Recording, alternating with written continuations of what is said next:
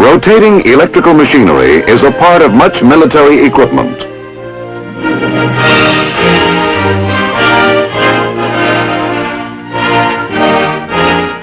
Whether it is a simple blower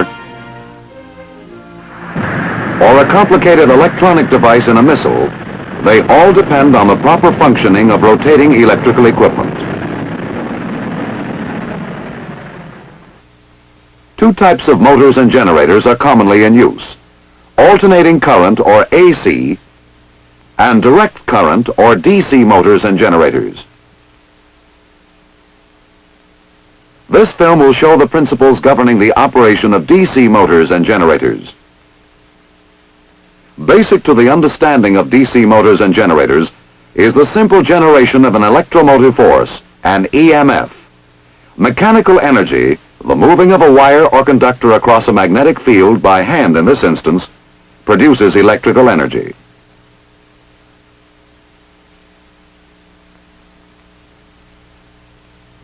The magnetic field is composed of lines of force.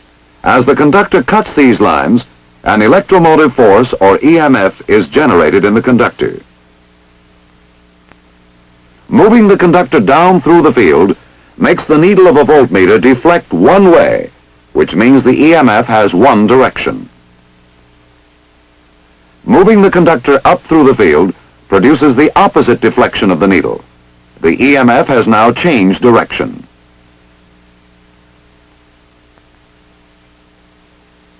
Moving the conductor back and forth with the field does not make the needle of the voltmeter deflect. There is no EMF because the conductor is not cutting the field.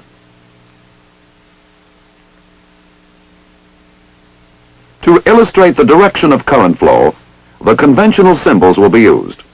Current flowing in a conductor away from us is represented by a cross, toward us by a dot. However, moving a conductor in and out of the field in this straight reciprocal fashion is awkward and impractical.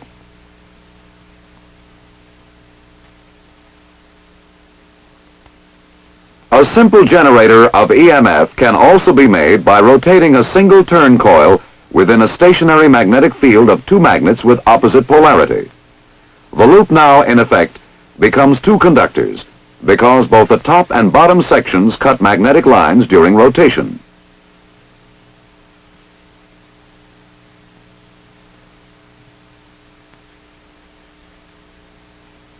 Since they cut lines of force of opposite directions as they rotate, EMFs of opposite polarity will be generated in the conductors. In order to have current flow in this circuit, polarities of the two conductors must be opposite.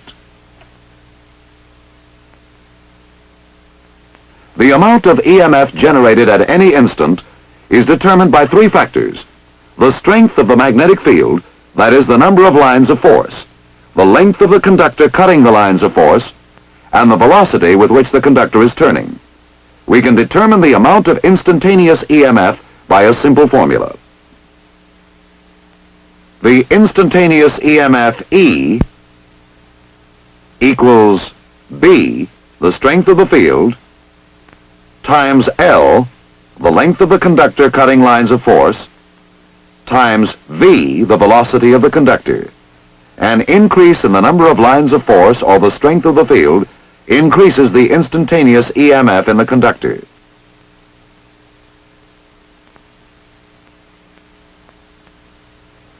Increases in the length of the conductor cutting lines also increases the EMF.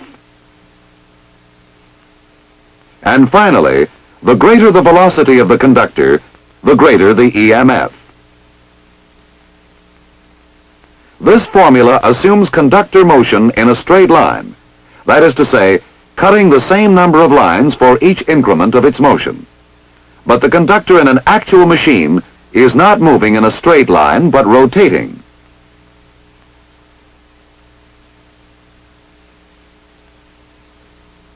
When the conductor moves in a rotary path, the number of lines cut varies depending on the position of the conductor.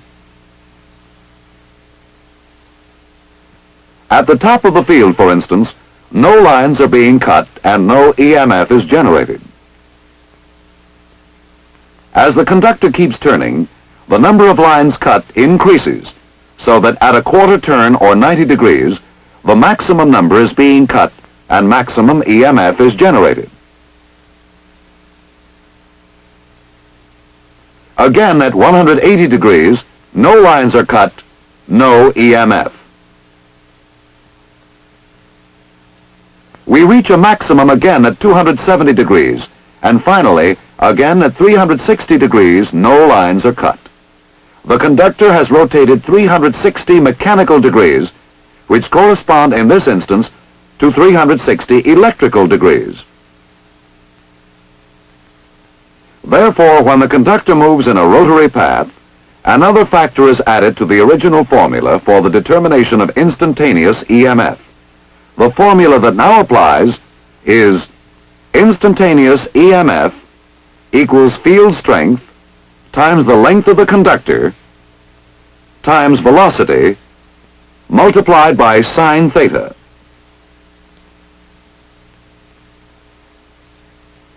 Theta is the angle formed by the flux line and the motion of the conductor.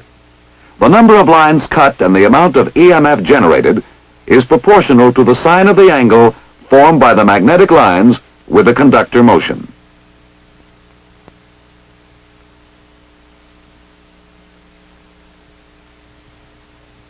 A graph of EMF versus conductor position during one revolution will be a sine wave representing alternating current, or AC.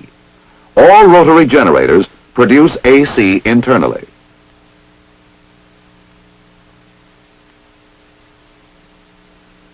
What you have seen so far is really the theory and operation of a basic AC generator, but our purpose was to explain the principles of operation of a DC generator. To get direct current, we will attach each end of the conductor to a segment of copper forming a commutator. Now our machine is a DC generator. The commutator rotates with the loop.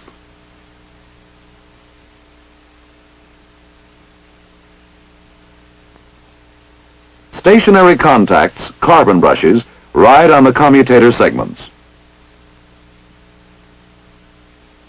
They provide a means of connecting a meter or any other load to the generator. The loop of a conductor, wound on a rotor, and the commutator are referred to as the armature. As the loop revolves and the EMF in the conductor reverses polarity, the connections to the load are also reversed and the current flow will maintain the same direction externally.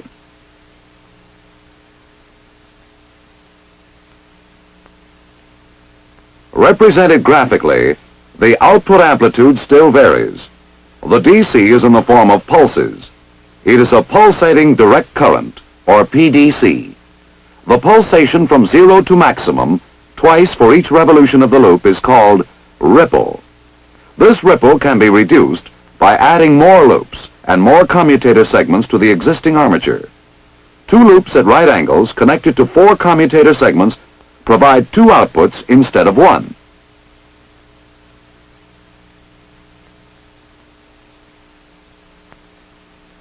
These outputs are 90 degrees displaced or apart, which combine to smooth the DC output.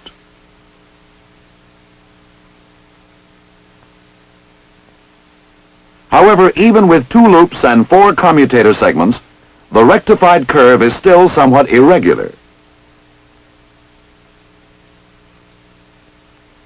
By adding magnets, we increase the number of fields cut by the armature. As we increase the number of loops and commutator segments, the variation between maximum and minimum value decreases.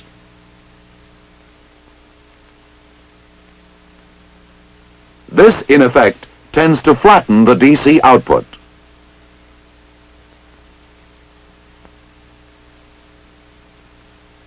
Practical DC generator armatures have a great many loops wound on a rotor.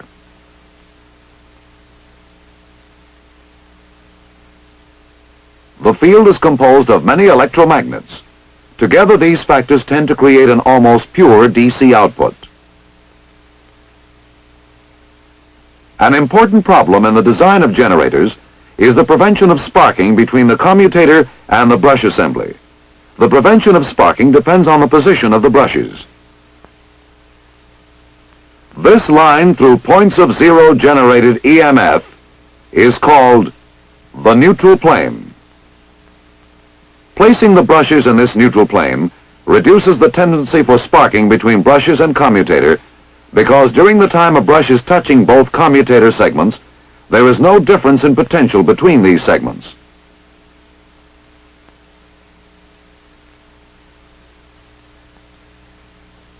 Theoretically, no sparking should occur at the commutator brushes when they are placed in this position.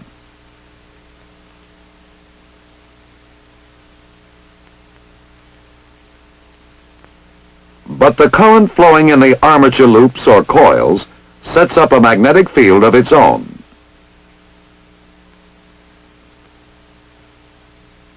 This magnetic field interacts with the main magnetic field and distorts it. The distortion causes a shift in the neutral plane and sparking at the brushes. The effect is called armature reaction.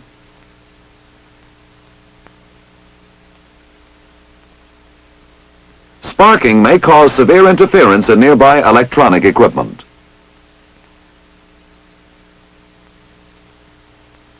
There are two ways of maintaining the neutral plane in its correct position and thus avoiding sparking. It may be done by the adjustment of the brush position.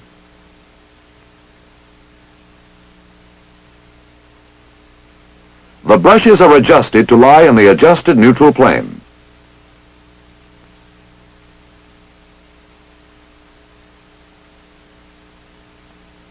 The other way of maintaining the neutral plane is by adding interpoles to the generator field. These interpoles are small magnets placed between the poles of the main field magnets. The interpole fields oppose the fields created by armature reaction.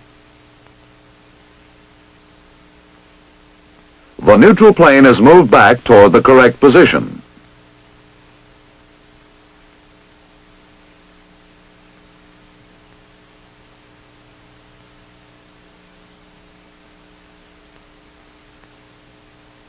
In addition, to further counteract armature reaction, windings called compensating windings are sometimes placed in the main pole faces.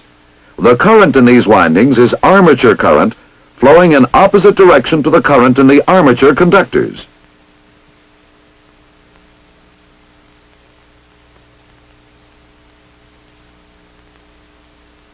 Magnetic fields in DC generators may be produced by electromagnets or permanent magnets.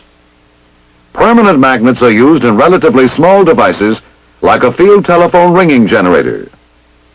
In larger generators, the field is created by electromagnets.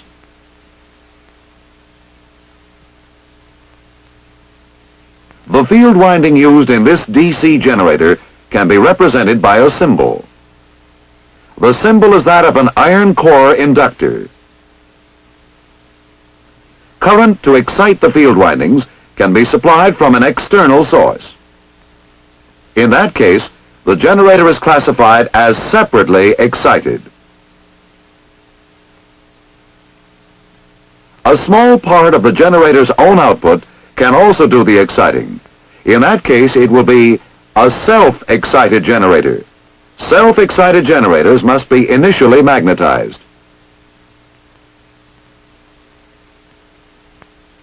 The residual magnetism in the core of the field winding provides enough magnetism to begin generator action.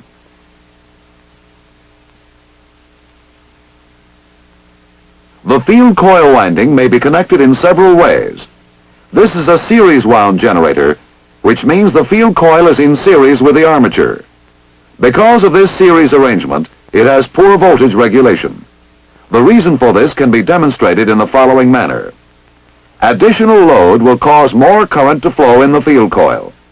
Increase in field strength increases voltage. Increase in voltage causes more current to flow. This continuing action stops only when the core is saturated.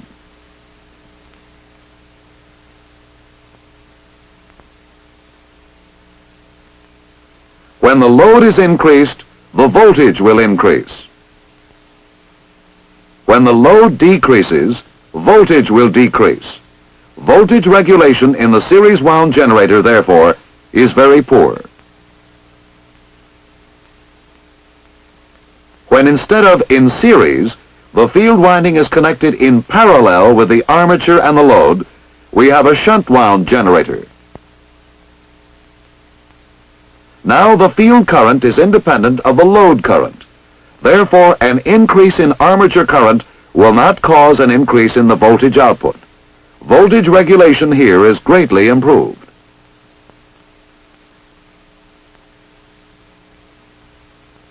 In shunt wound generators, therefore, changing load causes relatively small change in voltage output. By changing the armature winding, a compound wound generator results, which combines the best features of both types, the series and the shunt wound generator. When windings are arranged so that magnetic fields oppose each other, it becomes in effect a series generator. This is used only where constant current is the prime requirement, such as in arc welding.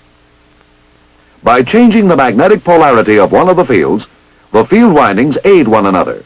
As a result, this compound wound generator has good voltage and fair current regulation.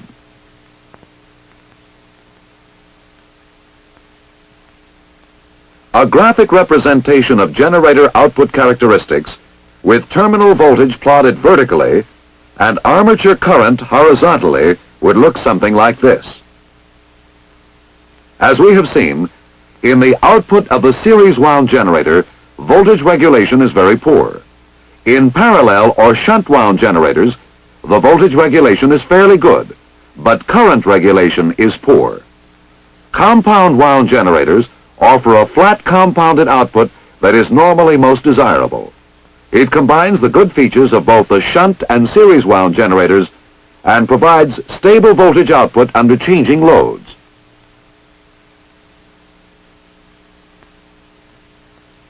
As we have seen in our analysis of the DC generator, its primary function is the conversion of mechanical energy to electrical energy. If we now reverse the procedure and connect an electrical power source to the generator, we have a DC motor instead of a DC generator. Motor action can be illustrated by attaching a power source to a conductor which is inside a magnetic field. The electric current creates polarity in the conductor. The south pole of the magnet attracts the north pole of the conductor and repels the south pole. The north pole of the magnet attracts the south pole of the conductor and repels the north pole. This creates movement depending on the direction of the steady magnetic field.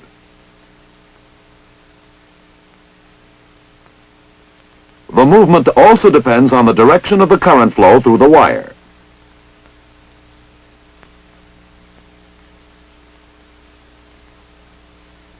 By changing the polarity of the battery, the conductor now moves in the opposite direction.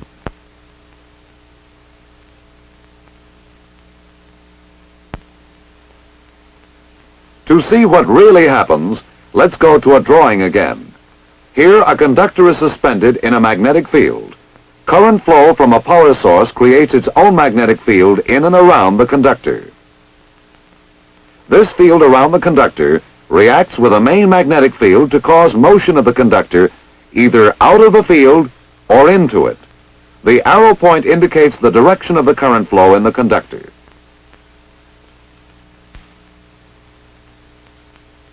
In this case, the flow is toward us. The field of the conductor has the same direction as the main field above the conductor and the opposite direction of the field below the conductor. These two magnetic forces added together distort the lines of the main field upward. The field above the conductor is thus made stronger and the field below the conductor is made weaker. So the conductor moves down.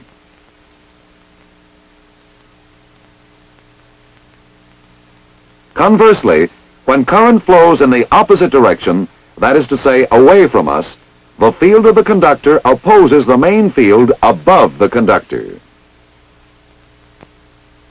This aids the main field below the conductor, distorting the lines down.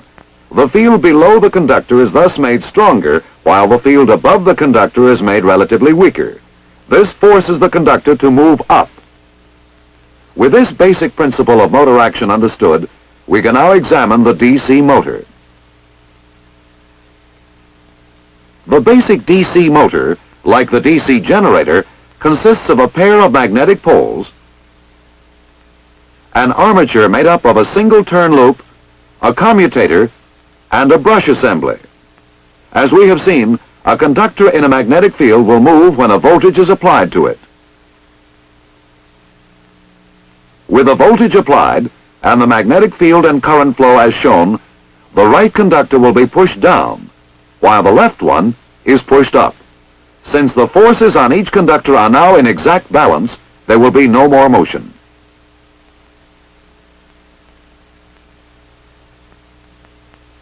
Adding another loop and two commutator segments ensures that at no time will balancing forces cancel each other out. With this setup, there will be motion at all times. As one commutator segment is moved away from the brushes, another now takes its place and the movement continues. The greater the number of loops in the armature, the smoother its motion. For this reason, rotors in practical DC motors have many loops.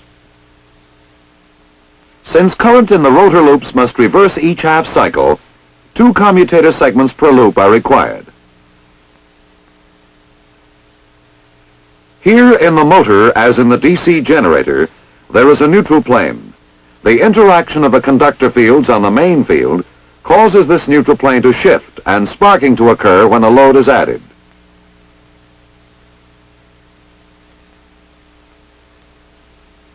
Sparking in DC motors also produces burned commutators and interference in nearby electronic equipment. This sparking can be prevented in one of two ways. One is by the adjustment of the brush position. The brushes are moved until they lie in the adjusted neutral plane. In the motor, as in the generator, small interpoles between the poles of the main magnets are also used to eliminate the shift of the neutral plane. These interpole fields tend to oppose the fields created by armature reaction. The neutral plane is moved back toward its correct position. Also aiding are compensating windings, which carry armature current in the opposite direction to the current in the armature conductors. The neutral plane is thus maintained in its proper position.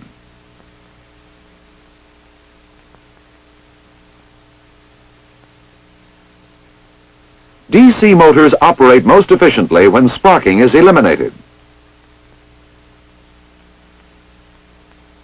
We saw earlier that when a conductor is moved by mechanical energy in a magnetic field, an EMF is generated. This is generator action.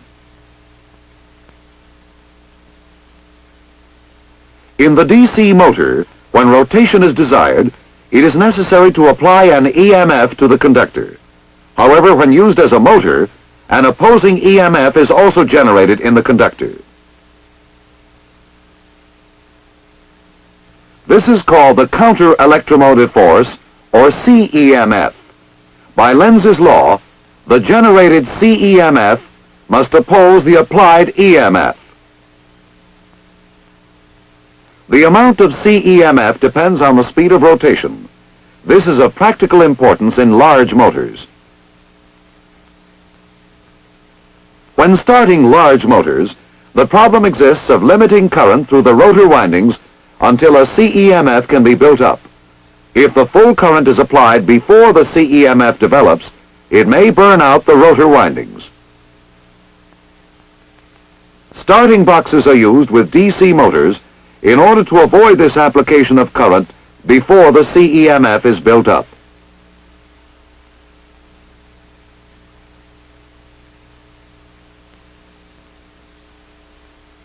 Here is a basic shunt motor with its starting box.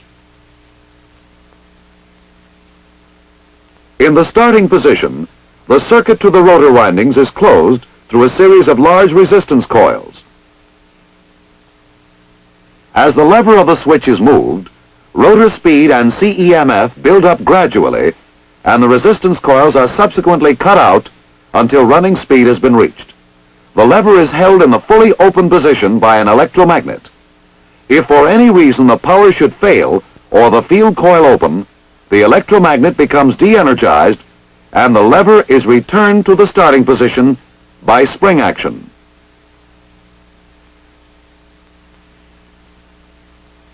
Just as in DC generators, DC motors seldom use permanent magnets for the field. Instead, electromagnets are used. Like with a DC generator, field windings are constructed in several ways. Each type of winding has special characteristics, special values, and specific uses. The series wound motor has good starting torque or turning force. Torque depends on armature current and on field strength.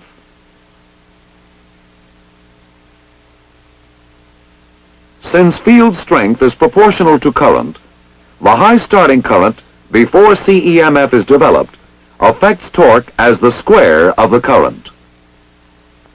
The motor begins to turn, attempting to develop enough CEMF to completely oppose the applied EMF. The load prevents this, acting to control the speed of the motor. But if the load is suddenly removed, like in the case of a broken belt, the motor will build up speed trying to develop more CEMF until it destroys itself.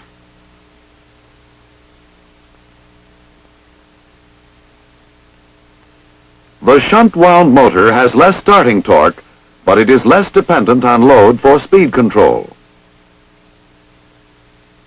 In the shunt wound motor, the field coils are connected in parallel directly across the DC input terminals. The starting torque is not as great as in the series motor since field strength is not affected by armature current. The speed of a shunt motor is fairly constant under conditions of changing load.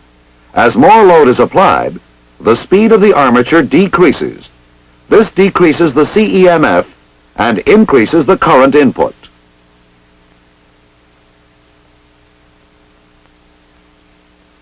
The increase in current input boosts the coupling between the field and armature and increases the torque, causing the motor to resume approximate running speed. A sudden reduction in load will not damage the motor because the field current is independent of rotor current in the shunt wound motor. The desirable characteristics of both the series and shunt wound motors can be achieved in the compound wound motor. In order to obtain good starting torque, the series field is used. When running speed has been attained, a centrifugal switch cuts out the series field and cuts in the shunt field. It is now a shunt motor and the speed regulation is good.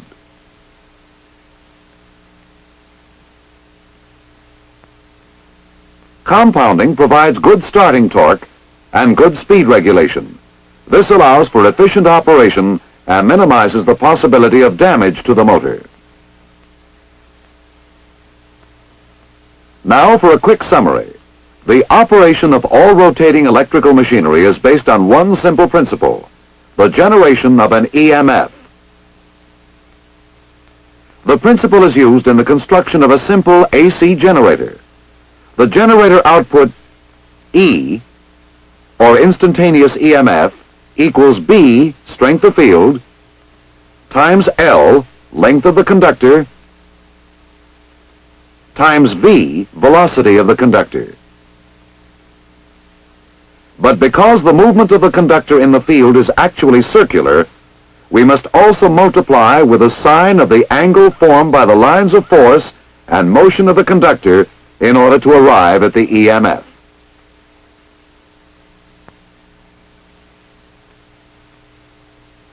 All generators are basically alternating current generators and produce AC internally.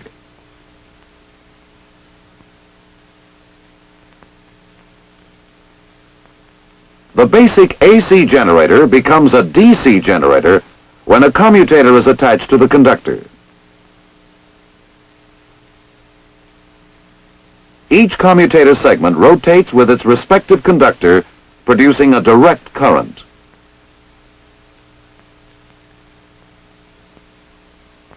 This current, which is a pulsating current, is made smoother by the addition of more magnets and more loops.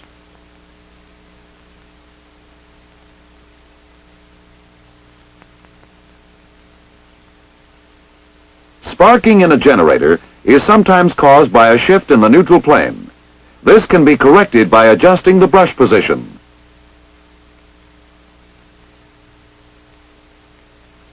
Or by the use of interpoles and compensating windings.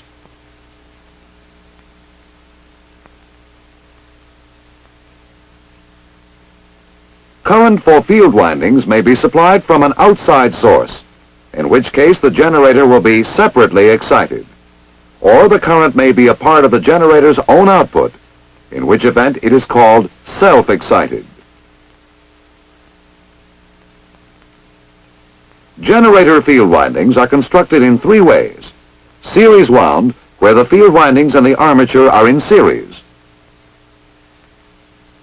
Shunt wound, in which the field winding is in parallel with the armature and the load.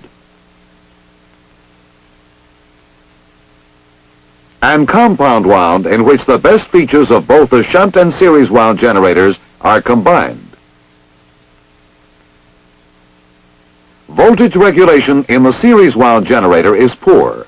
In the shunt wound generator, voltage regulation is fairly good, but current regulation is poor.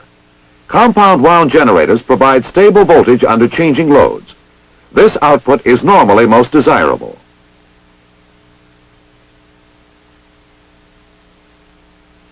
Motor action is the opposite of generator procedure. In a DC motor, voltage is applied to two or more loops in a magnetic field. This causes polarity in the loops. The interaction of this polarity with the polarity of the field makes the loops rotate. This is the basic DC motor. When the conductor of the motor is rotated by an applied EMF, it also generates a counter-electromotive force.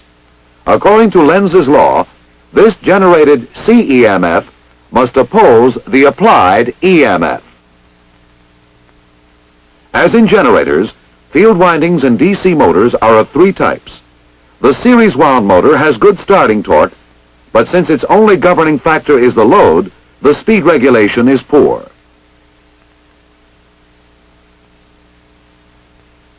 If the load is disengaged suddenly, the motor will race to destruction. In shunt wound motors, with the field coils connected in parallel across the DC input terminals, the starting torque is not too good, but since the field current is independent of the rotor current, the speed regulation is quite good.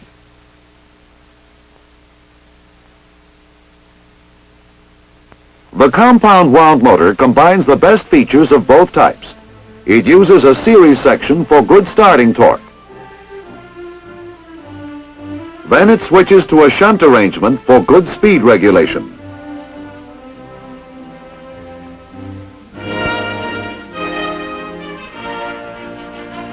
DC electrical motors and generators are at the heart of much military equipment.